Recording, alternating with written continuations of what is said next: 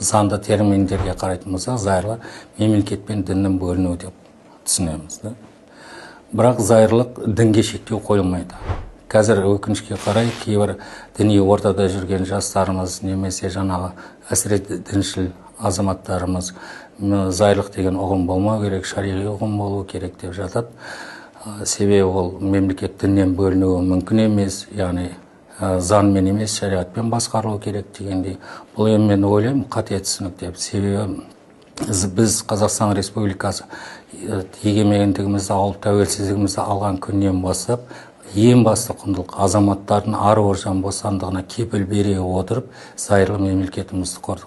Осы зайырлы мемлекетті құру, таңдау нәтижесінде біз бүгінгі күні әлемде өз орнымызды алып келе жатырмыз. Яғни біздің мемлекетіміз зайырлы мемлекет, мемлекет діннен бөлек дегенде діни бірлестіктердің ішкі қызметіне, ішкі мәселелеріне, діни канондарға, шариғи құқықтарға араласпайды.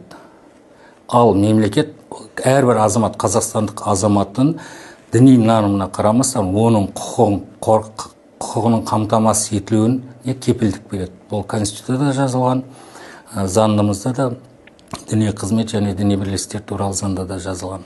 Енді діни бірлестік өкілдері де мемлекеттің ішкі ісіне араласпайды.